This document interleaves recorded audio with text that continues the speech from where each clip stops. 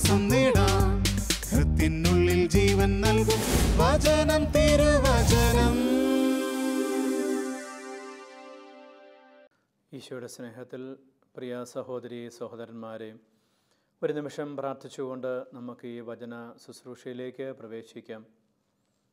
നമ്മുടെ സ്വർഗീയ പിതാവ് മക്കളായി നമ്മളെ നിരന്തരമായി പരിപാലിക്കുന്ന സ്നേഹ സാന്നിധ്യം നമുക്ക് അനുഭവിക്കാൻ സാധിക്കട്ടെ. അവിടുത്തെ പുത്രനും നമ്മുടെ രക്ഷകനുമായ ഈശോയുടെ ദിവ്യമായ സാന്നിധ്യം നമ്മുടെ ജീവിതത്തെ വിശുദ്ധീകരിക്കട്ടെ.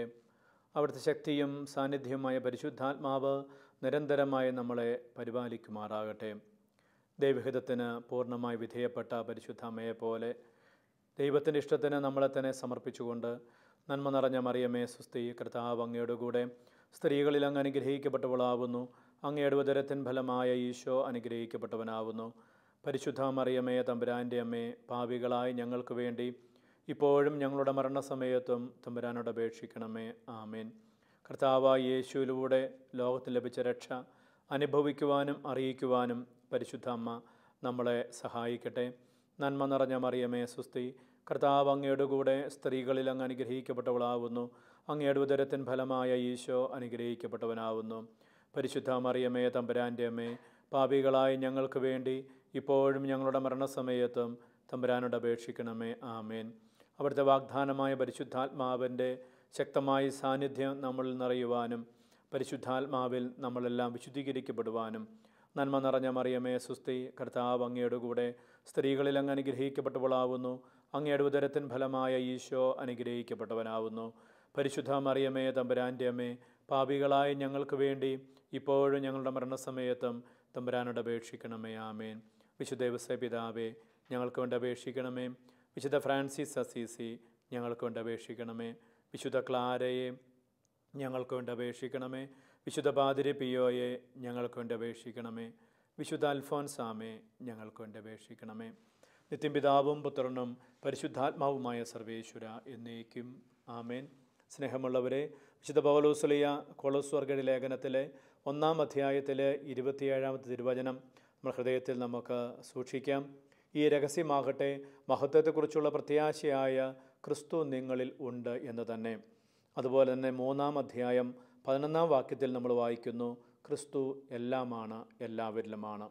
ഈ എല്ലാവരിലുമുള്ള ക്രിസ്തുവിൻ്റെ സാന്നിധ്യം ഓർത്തുകൊണ്ട് എന്നെ ശ്രവിക്കുന്ന നിങ്ങളുടെ അടുക്കൽ ആരെങ്കിലും ഉണ്ടെങ്കിൽ സ്നേഹപൂർവ്വം നമുക്ക് ആശംസിക്കാം. ഈശോ മിശിഹായ്ക്ക് സ്തുതിയായിരിക്കട്ടെ. പ്രിയമുള്ളവരെ, ഇന്ന് നമ്മൾ ധ്യാന ചിന്തയ്ക്കായിട്ട് എടുക്കുന്നത് വിശുദ്ധ മർക്കോസിൻ്റെ സുവിശേഷത്തിലെ 1-ാം അധ്യായത്തിലെ 15-ാമത്തെ തിരുവചനമാണ്. ഈശോയുടെ പ്രസംഗമാണ്. ഈശോ ആദ്യമായിട്ട് പ്രസംഗിക്കുമ്പോൾ അവിടുന്ന് ഉപയോഗിച്ച വാക്യങ്ങളിൽ ഏറ്റവും പ്രധാനപ്പെട്ട ഇതായിരുന്നു, ദൈവരാജ്യം സമീപിച്ചിരിക്കുന്നു. ദൈവരാജ്യം സമീപിച്ചിരിക്കുന്നു. ഈ ഒരു സദ്വാർത്ത അറിയിക്കാൻ വേണ്ടിയാണ് ഈശോ ഭൂമിയിലേക്ക് വന്നത്. ഈശോ പ്രസംഗിച്ച സുവിശേഷത്തിൻ്റെ രത്ന ചുരുക്കമെന്ന് പറയുന്നത് ഈ ദൈവരാജ്യമെന്നാണ്.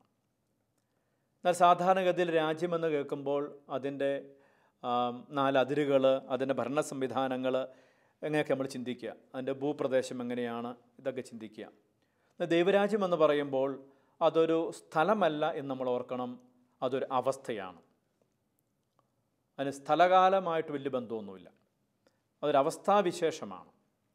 അപ്പോൾ ഈ ദൈവരാജ്യം എന്ന് പറയുന്ന അവസ്ഥ രൂപപ്പെടുത്താൻ വേണ്ടിയാണ്, ആ അവസ്ഥയിലേക്ക് നമ്മളും കടന്നു വരാൻ വേണ്ടിയാണ് ഈശോ ഭൂമിയിലേക്ക് വന്നത് എന്ന് നമുക്കറിയാം. അതുകൊണ്ട് തന്നെയാണ് ഈശോയുടെ ആദ്യത്തെ പ്രസംഗത്തിൽ തന്നെ ഈശോ മനുഷ്യരെ ക്ഷണിക്കുന്നത്, അനുദപിക്കുക, സുവിശേഷത്തിൽ വിശ്വസിക്കുക, ദൈവരാജ്യം സമീപിച്ചിരിക്കുന്നു, നിങ്ങൾക്ക് ദൈവരാജ്യത്തിൽ പ്രവേശിക്കാം എന്നൊക്കെ പറയുന്നത്. കത്തോലിക്ക സഭയുടെ മതബോധന ഗ്രന്ഥത്തിൽ 2816 ദൈവരാജ്യത്തെക്കുറിച്ച് പറയുന്ന ഒരു ഭാഗമുണ്ട്. വായിക്കാം. ദൈവരാജ്യം നമുക്ക് മുൻപേ ഉള്ളതാണ്. മനുഷ്യാവതാരം ചെയ്ത വചനത്തിലൂടെ അത് നമുക്ക് സമീപസ്ഥമായിരിക്കുന്നു. സുവിശേഷം മുഴുവനിലും അത് പ്രഖ്യാപിക്കപ്പെട്ടിരിക്കുന്നു. യേശുവിൻ്റെ മരണത്തിലും ഉത്ഥാനത്തിലും അത് സമാഗതമാകുന്നു. അന്തിമ അത്താഴത്തിലും കുർബാനയിലും ദൈവരാജ്യം വരുന്നു. അത് നമ്മുടെ മധ്യേയുണ്ട്.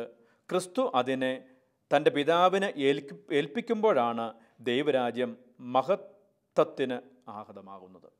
അപ്പോൾ ദൈവരാജ്യത്തിൻ്റെ ഒരു മഹത്വീകരണമുണ്ട്. ആ മഹത്വീകരണം സംഭവിക്കുന്നത് സഭ പഠിപ്പിക്കുന്നു. ക്രിസ്തു തന്നെ ഈ ദൈവരാജ്യത്തെ പിതാവിന് സമർപ്പിക്കുമ്പോഴാണ്. അവസാന ഘട്ടത്തെക്കുറിച്ച് അത് പറയുന്നത്. ഇപ്പോൾ ദൈവരാജ്യം എന്ന് പറഞ്ഞാൽ നമുക്ക് മുമ്പേ ഉള്ളതാണ്. ദൈവരാജ്യം ഈശോയിലൂടെ ഉദ്ഘാടനം ചെയ്യപ്പെട്ടു. ഈശോ പ്രസംഗിച്ച് മുഴുവൻ ദൈവരാജ്യത്തെക്കുറിച്ചായിരുന്നു. ഈശോ ആളുകളെ ക്ഷണിച്ച് ദൈവരാജ്യത്തിലേക്ക് വരുവാൻ വേണ്ടിയായിരുന്നു. ഈശോയുടെ ജീവിതത്തിൽ ഉടനീളം ദൈവരാജ്യ സാന്നിധ്യമുണ്ടായിരുന്നു. പ്രത്യേകിച്ച് അന്ത്യത്താഴം, കുരിശുമരണം, കുർബാനയിലൂടെയെല്ലാം ഈ ദൈവരാജ്യത്തിൻ്റെ ശക്തിയാണ്, ദൈവരാജ്യ അനുഭവമാണ് ഓരോ വ്യക്തിയിലേക്കും വരുന്നത്. ദൈവത്തിൻ്റെ പരമാധികാരം എന്നതിനെ വിളിക്കാം, ദൈവത്തിൻ്റെ വാഴ്ച എന്നതിനെ വിളിക്കാം, അവിടുത്തെ ഭരണം നിലനിൽക്കുന്ന അവസ്ഥ, കിങ്ഡം ഓഫ് ഗോഡ്. ഈശോ ഏറ്റവും കൂടുതൽ പ്രാവശ്യം ഉപയോഗിച്ചിരിക്കുന്ന വാക്ക് എന്ന് പറഞ്ഞാൽ ദൈവരാജ്യം എന്നുള്ളതാണ്, അല്ലെങ്കിൽ സ്വർഗരാജ്യം എന്നുള്ളതാണ്. യഹൂദ കാഴ്ചപ്പാടനുസരിച്ച് അബ്രാഹത്തിൻ്റെ വിളിയോളം പഴക്കമുണ്ട് ഈ ദൈവരാജ്യ സങ്കല്പത്തിന്. കാരണം ദൈവത്തിൻ്റെ ഭരണം ഭൂമിയിൽ സംഭവിക്കണമെന്ന് എല്ലാ കാലത്തും മനുഷ്യൻ ആഗ്രഹിച്ചിരുന്നു. അതിനുവേണ്ടി ദൈവം പ്രത്യേകമായി തിരഞ്ഞെടുത്ത ഒരു ജനവിഭാഗമാണ് തങ്ങളെന്ന് യഹൂദർ പണ്ട് മുതലേ കരുതി പോന്നിരുന്നു. ഇനി ദൈവത്തിൻ്റെ ഭരണം ആദ്യകാലങ്ങളിൽ രാജാക്കന്മാരിലൂടെ ആരംഭിച്ചു, തുടർന്നു. എന്നാൽ ഇത് പരാജയപ്പെട്ടു പോയി. അപ്പോൾ രാജാക്കന്മാരിലൂടെ ദൈവമായ കർത്താവാണ് തങ്ങളെ നിരന്തരമായി നയിക്കുന്നത്, ഭരിക്കുന്നത് എന്ന ചിന്ത അവർക്കുണ്ടായിരുന്നെങ്കിലും ഈ ബാബിലോൺ അടിമത്തം വന്നപ്പോഴത്തേക്കും ആ ചിന്ത നഷ്ടപ്പെട്ടു പോയി. എങ്കിൽ പിന്നീട് തിരിച്ചു വരും ജനത്തെ ഭരിക്കുവാൻ വേണ്ടി വീണ്ടും രാജാക്കന്മാർ വരുന്നുണ്ടെങ്കിലും അവരും പരാജയപ്പെടുകയോ നശിക്കുകയോ തകർന്നു പോവുകയോ ചെയ്യുന്നുണ്ട്. അങ്ങനെ വന്നപ്പോഴാണ് ദൈവം തന്നെ നേരിട്ട് ചരിത്രത്തിലിറങ്ങി തങ്ങളെ ഭരിക്കുവാൻ വരുമെന്നുള്ള വലിയൊരു പ്രത്യാശ അവരിൽ ഉണ്ടായത്. അത് പ്രവാചകന്മാരിലൂടെ അവർക്ക് അങ്ങനൊരു സന്ദേശം അവർക്ക് ലഭിക്കുകയും ചെയ്തു. അപ്പോൾ അനീതിയും അക്രമവും നിറഞ്ഞ തിന്മയ്ക്ക് അടിമപ്പെട്ട ഈ ലോകത്തെ തുടച്ചു മാറ്റി ദൈവം തന്നെ പുതിയൊരു ലോകത്തിന് ആരംഭം കുറിക്കുമെന്ന്, അതൊരു പുതിയ സൃഷ്ടിയായിരിക്കുമെന്ന്, അതായിരിക്കും ദൈവരാജ്യമെന്നുമാണ് അക്കാലത്തുള്ളവർ കരുതിയിരുന്നത്. പഴയ നിയമത്തിൽ ശരിക്കും പറഞ്ഞ ഒരു സ്ഥലത്ത് മാത്രമേ ദൈവരാജ്യമെന്ന വാക്കുപയോഗിക്കുന്നുള്ളൂ. ബാക്കി മുഴുവനും പുതിയ നിയമത്തിലാണ് ഉപയോഗിക്കുന്നത്. അതും ജ്ഞാനത്തിൻ്റെ പുസ്തകം 10-ാം അധ്യായത്തിൽ 10-ാമത്തെ വാക്യത്തിൽ മാത്രമാണ് കാണുന്നത്. ഇങ്ങനെയാണ് അവിടെ എഴുതിയിരിക്കുന്നത്: ഒരു നീതിമാൻ സഹോദരൻ്റെ കോപത്തിൽ നിന്ന് ഓടിയപ്പോൾ അവൾ അവനെ നേർവഴിയിലൂടെ നയിച്ചു. അവന് ദൈവരാജ്യം കാണിച്ചു കൊടുക്കുകയും ദൈവദൂതന്മാരെക്കുറിച്ച് അറിവ് നൽകുകയും അവൻ്റെ പ്രയത്നങ്ങളെ ഫലപ്രദമാക്കുകയും അധ്വാനത്തെ ഫലസമ്പുഷ്ടമാക്കുകയും ചെയ്തു. അപ്പോൾ ഒരു സഹോദരൻ വേറൊരുവൻ്റെ കോപത്തിൽ നിന്ന് ഓടി അകന്നപ്പോൾ, തിരിച്ചടിക്കാനും പ്രതികാരം ചെയ്യാനുമല്ല, കോപത്തിൽ നിന്ന് ഓടി അകന്നപ്പോൾ അവൾ ജ്ഞാനം അവനെ ദൈവരാജ്യം കാണിച്ചു കൊടുത്തു. പിന്നെ ഫലസമൃദ്ധിയെക്കുറിച്ചാണ് പറയുന്നത്. അപ്പോൾ ഈ ദൈവരാജ്യം ശരിക്കും പറഞ്ഞാൽ ആദ്യകാലം മുതൽ അനുഭവിക്കേണ്ട ഒന്നായിരുന്നു. അതിനുവേണ്ടിയാണ് സൃഷ്ടിയുടെ മകുടമായ മനുഷ്യന് ദൈവം എല്ലാ ആധിപത്യങ്ങളും അധികാരങ്ങളും കൊടുത്തിരിക്കുന്നത്. പ്രത്യേകിച്ച് വിശുദ്ധ ഗ്രന്ഥത്തിൽ ഉൽപ്പത്തിയുടെ പുസ്തകം 1-ാം അധ്യായത്തിൻ്റെ 28-ാമത്തെ വാക്യത്തിൽ നമ്മൾ വായിക്കുന്നുണ്ട്: ഭൂമിയിൽ നിറഞ്ഞ് അതിന് ആധിപത്യമുണ്ടാകട്ടെ. ഭൂമിയിൽ നിറഞ്ഞ് നീ അതിനെ ഭരിക്കുക, നിനക്ക് അതിൻ്റെ മേലെല്ലാം ആധിപത്യം ഉണ്ടാകട്ടെ എന്ന് കർത്താവ് ആദ്യമേ തന്നെ മനുഷ്യനോട് പറയുന്നു. രണ്ടാമത് നമ്മൾ വായിക്കുന്നു സങ്കീർത്തനത്തിൽ 8-ാം അധ്യായത്തിൽ 6-ാമത്തെ തിരുവചനം: അങ്ങ് സ്വന്തം കരവേലകൾക്ക് മേൽ അവന് ആധിപത്യം നൽകി, എല്ലാറ്റിനെയും അവൻ്റെ പാദത്തിന് കീഴിലാക്കി. മനുഷ്യന് കൊടുത്ത ആധിപത്യമാണ്, മനുഷ്യന് കൊടുത്ത അധികാരമാണ്. എന്നാൽ ഒരു രാജ അധികാരമല്ല, ദൈവം കൊടുത്ത അധികാരമാണ്. ദൈവം ദാനമായി കൊടുത്ത അധികാരമാണ്. ദൈവം സൗജന്യമായി കൊടുത്ത അധികാരമാണ്.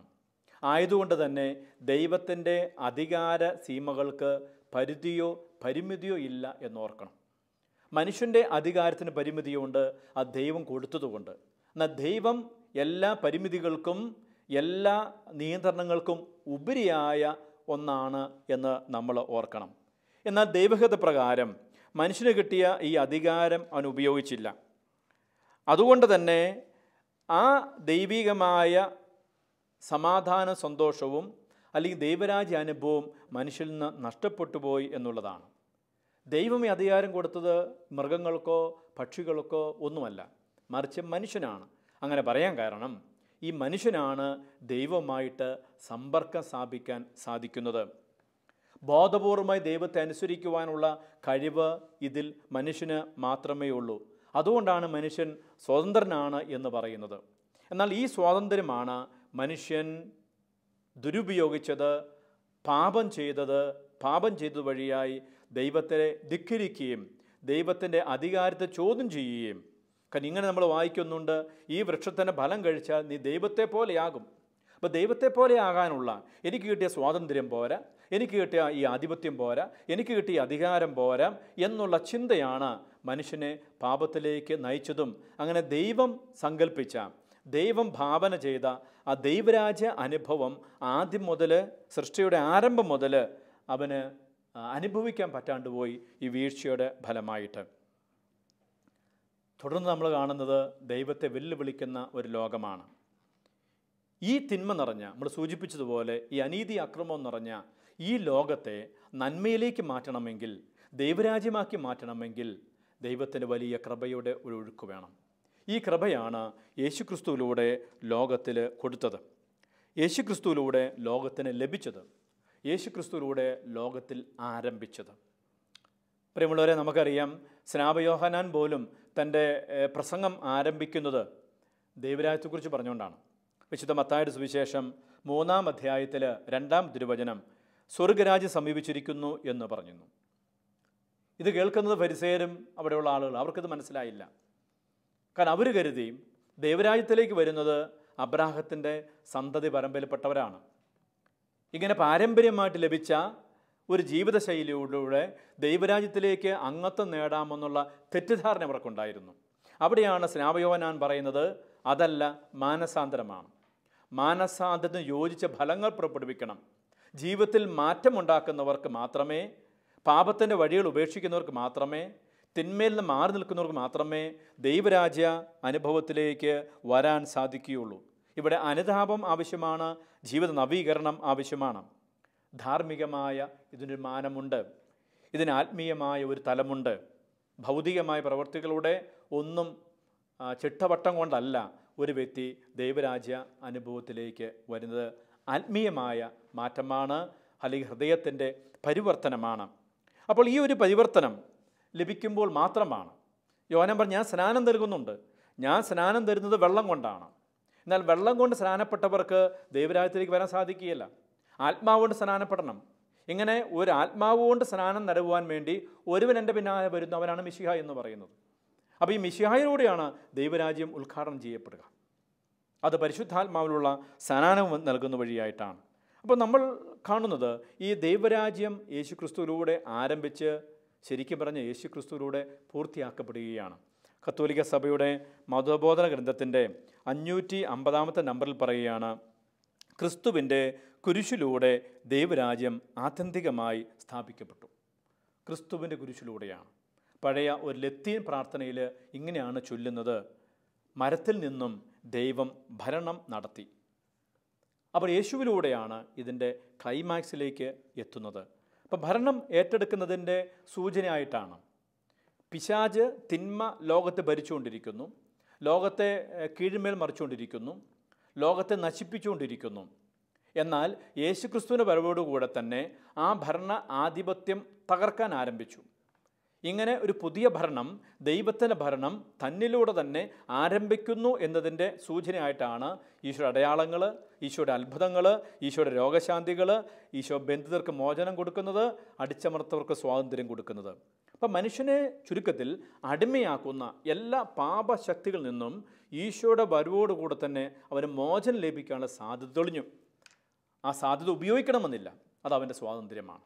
അപ്പോൾ എന്നെയും നിങ്ങളെയും ഏതെല്ലാം പാപങ്ങൾ അടിമപ്പെടുത്തിക്കൊണ്ട് ദൈവരാജ്യ അനുഭവത്തിൽ നിന്നും, ശരിക്കും ദൈവാനുഭവത്തിൽ നിന്നും നമ്മളെ അകറ്റുന്നുവോ അതിനെല്ലാം തോൽപ്പിക്കുവാനുള്ള ശക്തി യേശുക്രിസ്തുവിലൂടെ നമുക്ക് നൽകപ്പെട്ടിരിക്കുകയാണ്. അപ്പോൾ ഇത് മനുഷ്യൻ പിടിച്ചടക്കുന്നതല്ല, ഇത് മനുഷ്യൻ തന്നെ കെട്ടിപ്പടുക്കുന്നതല്ല.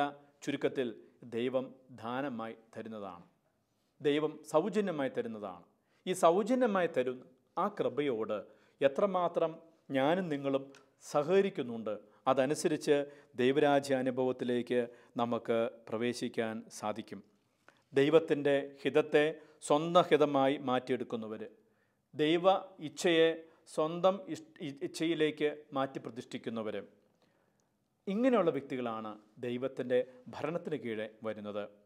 ഇങ്ങനെയുള്ളവർ ഹൃദയ പരിവർത്തനം നടത്തിക്കൊണ്ട് അവർ വ്യക്തിപരമായും പിന്നെ ഒരു കുടുംബമായും ഒരു സമൂഹമായും രൂപപ്പെടുകയാണ് ദൈവരാജ്യത്തിലേക്ക്.